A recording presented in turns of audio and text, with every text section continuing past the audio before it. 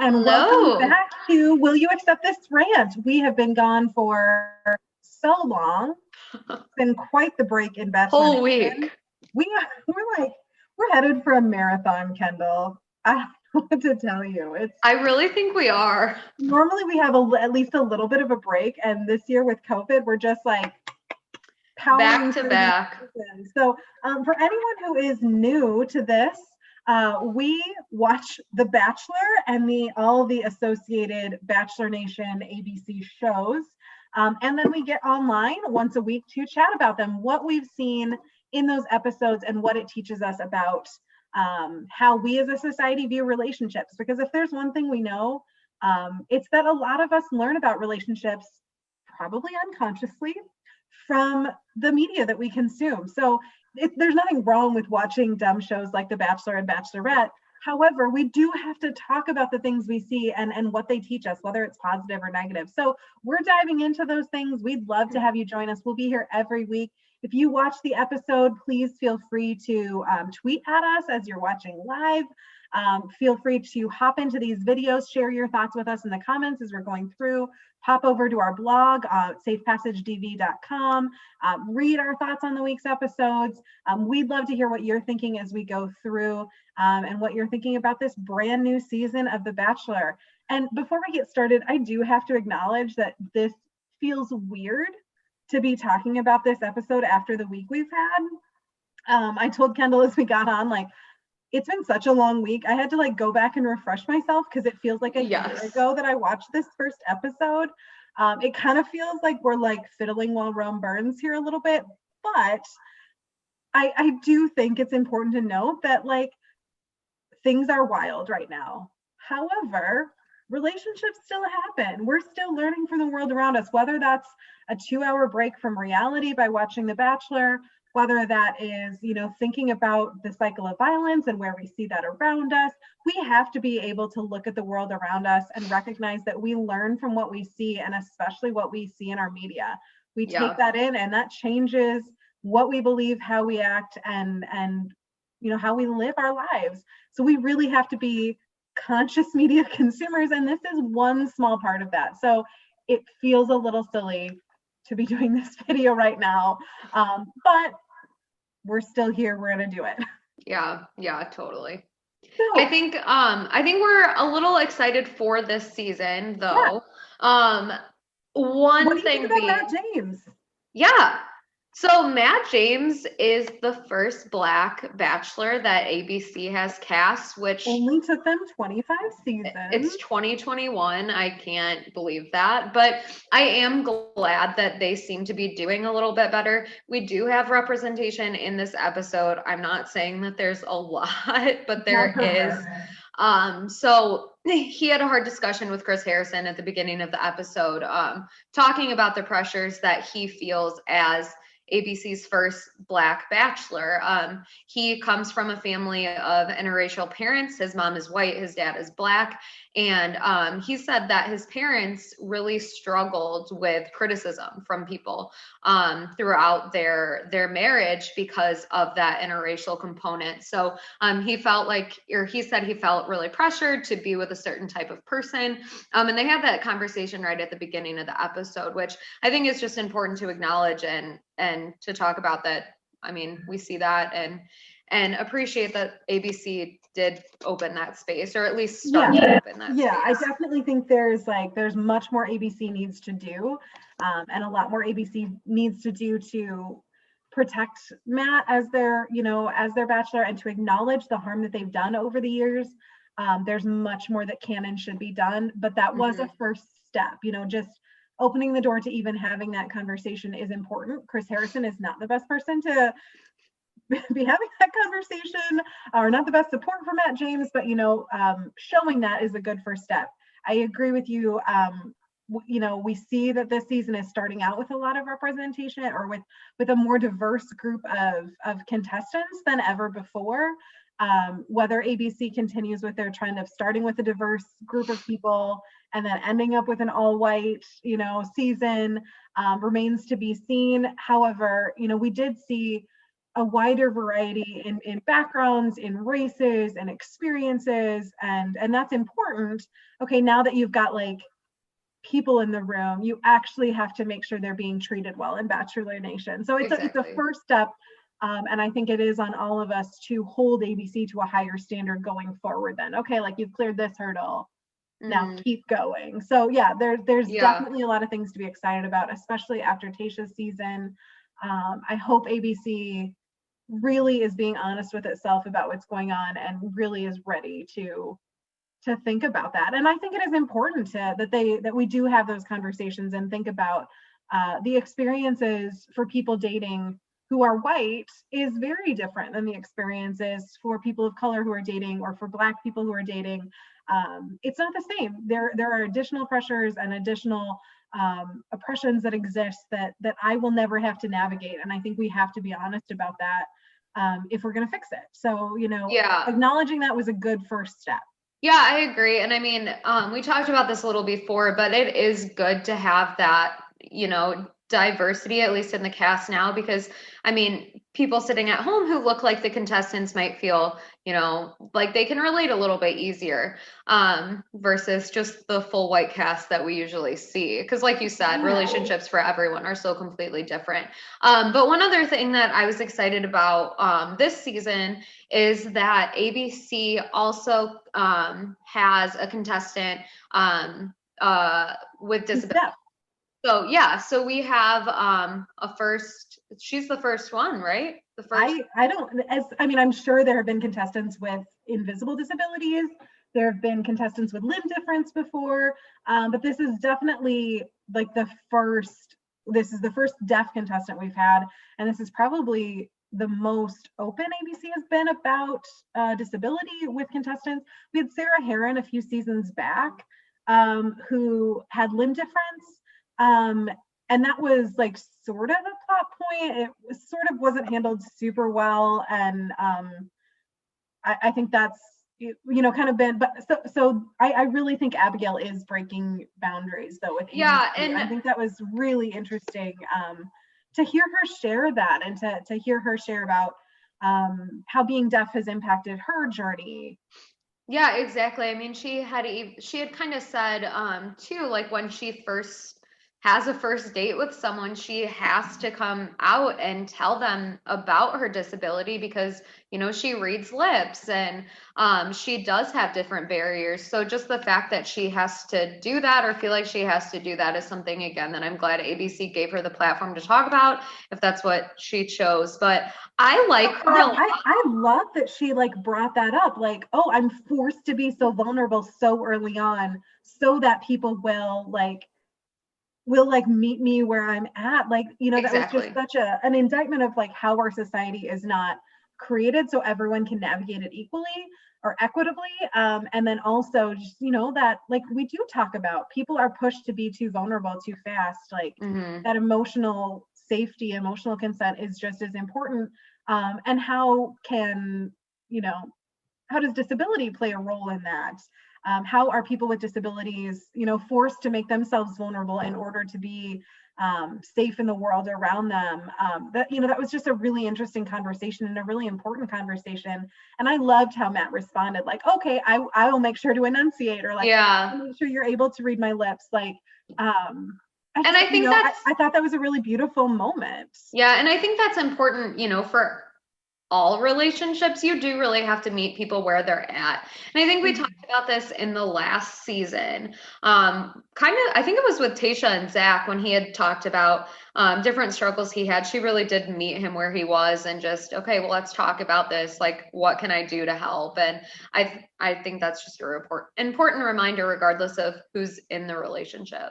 Yeah. And I loved what you mentioned about like that representation of being able to see yourself means being able to imagine yourself in relationships. And if you've never seen someone who looks like you or acts like you or exists like you on, even in a silly place, like on your television set, on a reality TV show, if you've never seen someone who looks like you or who acts like you, or who is like you, it's Mhm. hard to imagine what your life will be like as you grow up, as you get into these relationships. So for a young person who's deaf watching that, and seeing, okay, this is what it looks like for someone like me to be in a relationship with a hearing person, Mhm. or someone who is Black, seeing like this is what like romance looks like, and we don't get to see it often enough, like there's so many examples of the white Disney princess who looks relatively like me, and this is what relationships look like. Mhm. There's so many different examples of relationships for people who look like me that I've never wondered what that looks like.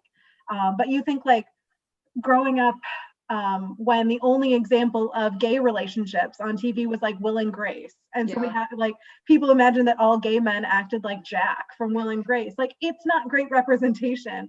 We need a broader experience and a broader vision of what relationships look like so that people know how to build them. People know that that's possible. So to get some of those relationships, to be able to see that, I'm just really excited for that in this season. I am too, and I don't think this is an ending point. I don't think, oh, ABC, good job, you Right. cast one Black Bachelor. I think this is something that needs to continue, but at least it's happening now. Another thing that, Actually, sorry, I just no, go ahead. Tasha actually mentioned that her first time on the show when she was on Colton's season. One of Mhm. I think it was Tasha. I don't know. One of the things she mentioned was like I've never really gotten to see someone who looks like me get that fairy tale ending, because that's just Mhm. not really what our shows and movies and TV shows have shown. So it's Mhm. really hard to picture what you haven't seen. So I think every step in that direction is a good thing. And like you said, there's more to go, but I think every step forward is a right choice. Yeah, I agree. What I was just going to change the subject and say, we always like to talk about consent. I mean, we talk about consent all the time in our roles at Safe Passage. And I think this episode is a good reminder that yes, we need to ask for consent before we hug someone, before we kiss someone, before we do something intimate, but it shouldn't be out of the ordinary to ask for consent in all aspects of a relationship. And I think specifically what we had kind of discussed beforehand was the prayer that Matt did before. That's great. He can be religious, he can do that. But if someone in the room isn't religious, or maybe they were in an abusive relationship where religion was kind of a pawn, maybe that could be really triggering. So Linnea, you brought it up great before we talked. I think you said, I mean, you can share what you said, I suppose. I just think it showed me that idea of we really need to work on normalizing consent, that it would not have been hard for Matt to just give kind of a disclaimer before that. Because again, if faith is clearly very important to him, and that's great to get out on the front end so people know what Yeah. they're getting into in a relationship with you. Very important. I love that we're normalizing having discussions about religion with your partners. However, Matt could have just said something like, hey, my faith is really important to me. I want to start this evening, with a prayer. If this is something that you're into, please feel free to join me. Hmm. If you would like to join me in prayer, I'm going to pray right now. If you would, if this is something that's important to you, please feel free to, join me right now.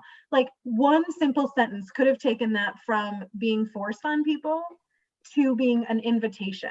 And, Exactly. there's layers to this.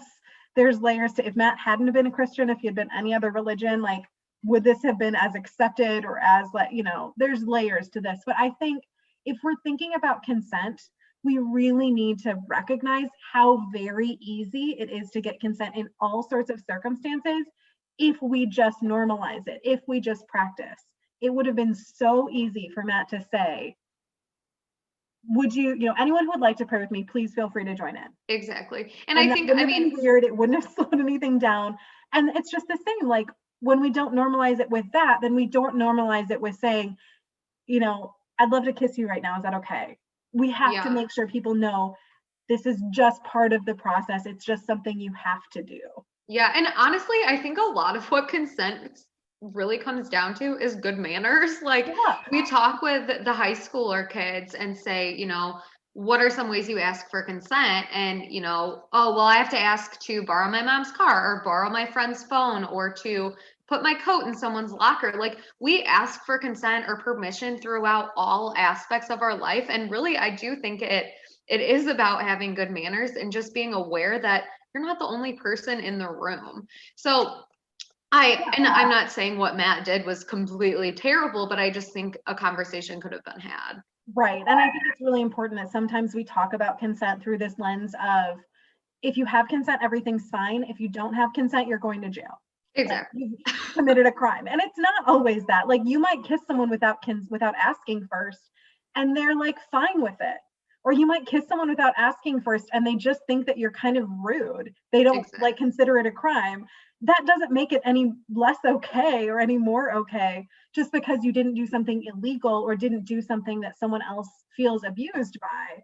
It's Hmm. just like you said, in a lot of situations, it's just good manners. Yeah, sure, I can borrow, my friend's phone without asking, and maybe they'll be okay with it, but maybe they won't. And it's just good manners to ask Exactly. first to make sure. So, yeah, I just think it's like that, shifting our mindset about what we think about consent. And I was Yeah. really pleased to see that we didn't have any like non-consensual kissing. We didn't have anyone who like tied Matt up and blindfolded him and stripped or anything. I Yeah. mean, we get weird things.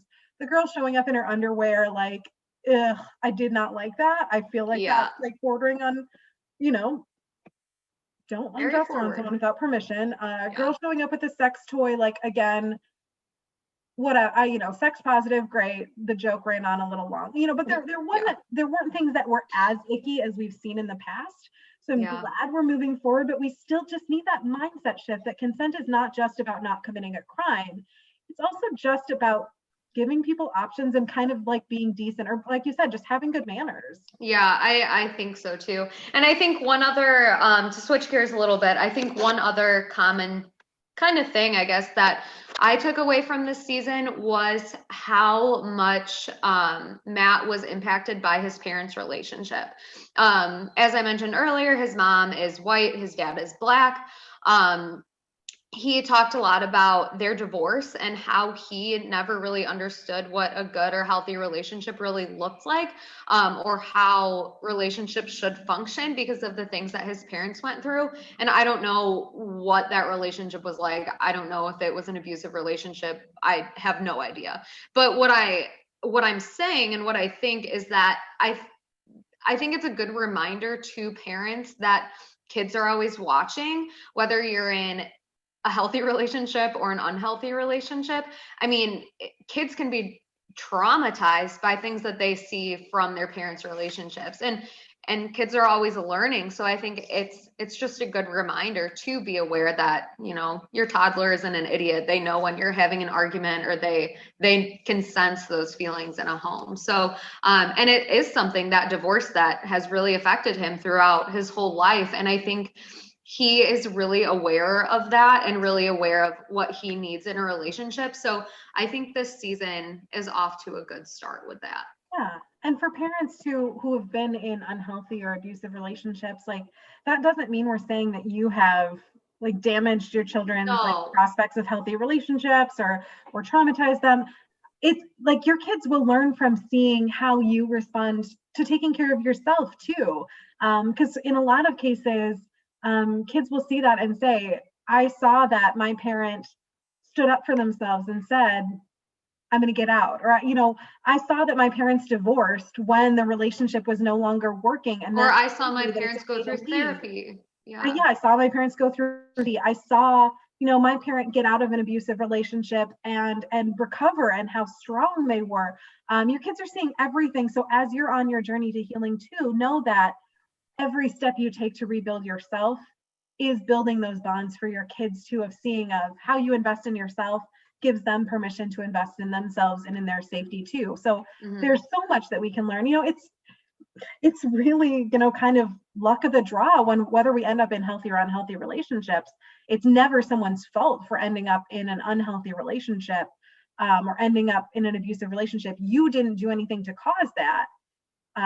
And your kids will see, or people around you will see, you taking care of yourself is that act of strength and hope, Hmm. that is so important for people to see. So don't feel like, you're there's something negative about reaching out and getting help, or about your family seeing that you're reaching out and getting help.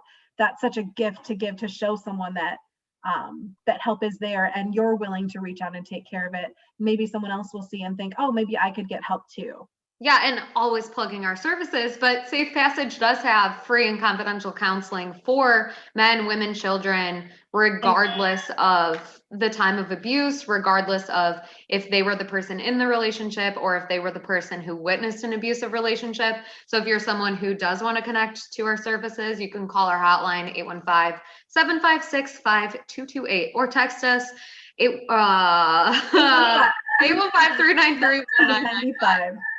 Too many numbers sometimes. So many numbers. So as we wrap up, I just want to hear, like, as we're starting this season, I'm going to say I'm unspoiled so far. I have avoided. Yes, don't spoil I want to be on your level this time. Good. Who are your favorites so far? Okay, I like Abigail a lot. I like her before she got her first impression rose. I thought she was just super genuine. I thought she was mature. I felt like she had a good understanding of what she wants in a relationship and seemed pretty confident in herself. I feel the exact same way about Sarah.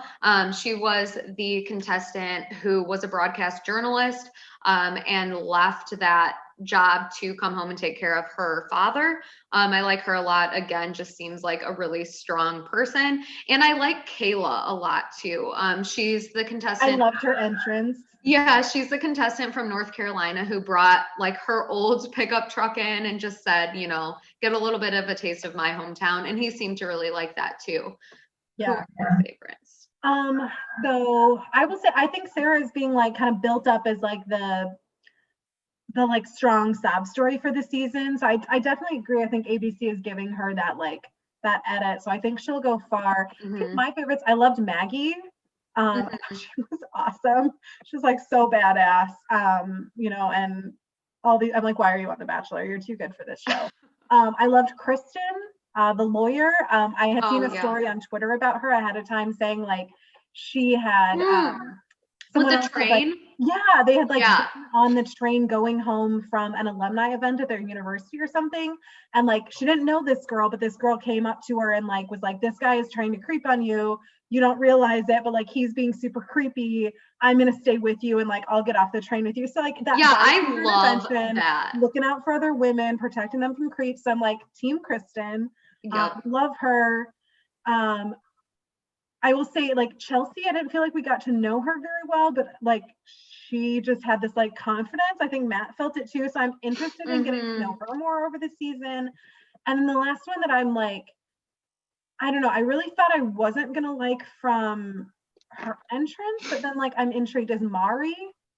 What was her entrance? Mari, I don't know. She was the one that Matt said like he didn't know what to say to her. She was the one who was talking with him about like her family being in Puerto Rico. That's and then like the vibrator girl came up and was like poking her with the vibrator. I kind of liked her too. She was one that I was like, I didn't expect to like her, but I'm like, I'm interested to see where she goes too. Yeah, I agree. And I think we can probably both agree on that. My least favorite so far is Victoria. I can't stand her. I hope she like it just ew. The patriarchy already convinces so many people that women are vapid and self-involved. I'm like, we don't need to. I feel like she was doing that because she was like in on the joke or like poking fun at this is how women are seen. It felt like she was just like really leaning into the like I'm high maintenance. I did not like her at all, and I know she's going to be someone that stays on the show for the drama, which is unfortunate. There to cause drama. Yeah, so we'll see. I mean, a lot of people already don't like her, me being one of them. So We'll see how far she goes. But we'll be back next week to talk. Usually, this first episode there's not a lot that happens. We still don't know who any of these millions of people are, but it promises to be a dramatic season. We'll be here every week, and I just have to say, Kendall, we have stepped up from the La Quinta. We are not at the La Quinta. Gosh, right? This place is so nice. Like Aisha, oh my gosh. I thought the same thing. Like, let's put you in a hotel in 120-degree heat, and then we're gonna have Matt stay at like this palatial fall And did you see the previews of the dates? Like they're doing all of these super fun things. So poor Tasha, but Tasha got back, so she, you know, she got the real prize. Love that was not manufactured by the producers. So we'll see how this season goes. That cardboard taxi really did it for her. That was it. All right. Well, we will see everyone next week where we continue to rant.